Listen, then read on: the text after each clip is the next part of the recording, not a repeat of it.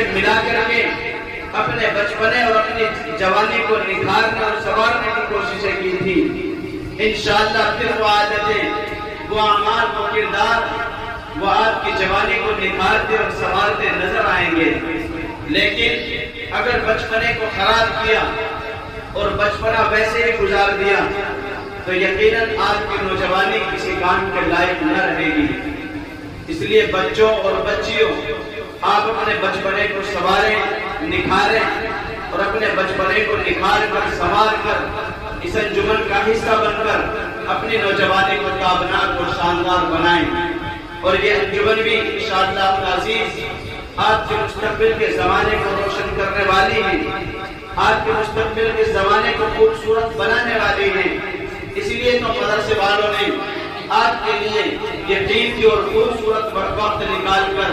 آپ کو دیا اور آپ کے حوالے کیا۔ یقیناً آپ سب پر اور ہم سب پر ذمہ داران مدرسہ کا احسان ہے، اور تمام لوگوں پر، ہم تمام بچوں پر، ہم تمام بچیوں پر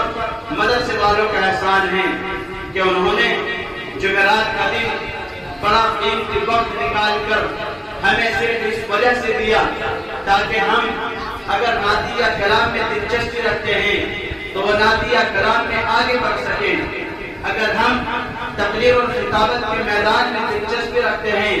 تو ہم اس میدان کے بہترین کامیاب شہ سوار گنے جا سکیں، بہترین شہ سوار بن سکیں۔ یقیناً تمام طرح کے وقت نکال کر، تمام طرح کے نتائج اپنے آنکھوں کے سامنے رکھ کر کے آپ کو یہ وقت نکال کر کے دیا۔ اب چونکہ وقت زیادہ ہوا چاہتا ہے، ہمارے اس پروگرام کی فہرست ذرا طویل ہے اور وقت بڑا مختصر ہے، بلا کسی تاخیر و تاخیر کے اپنی اس انجمن کا باضابطہ طریقے سے آغاز کریں۔ اور میں نے پہلے بھی بتایا تھا کہ آپ کی یہ انجمن بزم طیب آواز میں بہت خوبصورت لب و لہجہ انداز کے مالک، بلکہ کوئل جیسی آواز ترنمی فضاؤں میں لہرا کر یہ بچہ نعت نبی پیش کر رہا تھا، اور جب یہ مائک چھوڑ کر کے یہاں سے رخصت ہو رہا تھا تو میں یوں کہہ رہا تھا کہ یہ کون تھا، یہ کس نے بکھیری تھی مستیاں، ارے یہ کون تھا، یہ کس نے بکھیری تھی مستیاں، ہر ذرہ صحن باغ کا ساغر بدوش ہے۔ واہ بڑے خوبصورت انداز کے مالک، اس مدرسے کے ہونہار طالب علم اور اس سال اجلاس عام میں دستار فضیلت سے نوازے گئے محمد احمد سلمہ لاکھ صدہا بارہا بلکہ کروڑوں مبارکباد کے لائق ہے۔ میں اپنی جانب سے اور تمام مدارس اسلامیہ میں پڑھنے پڑھانے والوں کی جانب سے اور مدرسہ حاضہ کے تمام اساتذہ کی جانب سے، خصوصاً متعلقہ استاد جناب قاری محمد امجد ہاشمی کی جانب سے اس بچے کو مبارکباد پیش کرتا ہوں اور انشاءاللہ کرتا رہوں گا۔ میں نے کہا تھا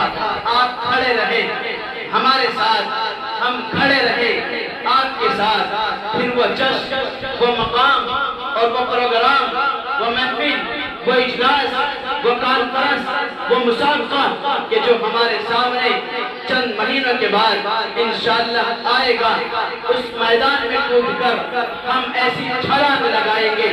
کہ انشاءاللہ جو ہمارے سامنے عوام الناس ہوگی، مہمان ہوں گے، وہ ہمیں ضرور مبارکباد پیش کریں گے، اور بلکہ مبارکباد پیش کرنے پر ہم ان کو اپنی جانب سے اور بچے جو ہمارے سامنے موجود ہیں وہ ان کو مبارکباد دینے پر مجبور ہو جائیں گے۔ ابھی تو ہماری بچیاں بھی موجود ہیں، یہ کہہ رہی ہیں کہ یہ بچے جو شیر ہیں ہم تو ان کی بھی بابا سوا شیر ہیں، تو لیجئے بلا کسی تمہید و تاخیر کے آگے بڑھتے ہیں۔ اور قلم ہاتھ میں ہوتا تو نمبر 100 کے 100 دیتا ہے۔ بڑا خوبصورت انداز اور کوئل جیسی آواز، یہ ترنمی آواز پہلی بار سننے کو ملی، لیکن یقیناً دل خوش ہو گیا کہ یہ بچہ بہت چھوٹا سا بچہ اور آج تک انجمن میں حصہ نہ لے سکا، پہلی بار اس کا جلوہ ایسا، تو آخر اندازہ لگائے جب یہ حصہ لیتا رہے گا تو وہ جلسے کہاں، آل انڈیا کانفرنس کہاں، بلکہ مسابقوں میں سب سے پہلے اول پوزیشن کا مستحق یہی بچہ ہوگا انشاءاللہ۔ اور سب بچے یہ کوشش کریں کہ جو نعت اور نظم میں قدم رکھے ہوئے ہیں، ہر بچے کی یہ کوشش ہونی چاہیے کہ جیسے یہ بچہ کوئل جیسی آواز کا مالک اور ترنم میں فضاؤں میں لہرا کر کے اپنی آواز کو بڑا خوبصورت بنا رہا تھا اور اپنے انداز کو بڑا دلچسپ، بڑا دلکش بنا کر کے پیش کر رہا تھا، بالکل ٹھیک اسی طرح بلکہ اس سے بھی زیادہ اور مزید اپنی آواز میں اضافہ کرتے ہوئے ہمیں اس انجمن میں حصہ لے کر آل انڈیا کانفرنس نہیں اور سالانہ اجلاس نہیں بلکہ سالانہ مسابقہ نعت و نظم اور مسابقہ کتابت میں حصہ لے کر اول پوزیشن کے ساتھ اس بچے کے ساتھ اگلی صف میں کھڑے ہو کر کے ہم سب بچے دکھائیں گے انشاءاللہ، اور وہ دن ہمیں انشاءاللہ دیکھنا پڑے گا، اور انشاءاللہ اس دن کا ہم بڑی شدت سے انتظار کر رہے ہیں اور اس دن کے ہم منتظر ہیں انشاءاللہ۔ اللہ تعالی ہم سب کو توفیق عطا فرمائے۔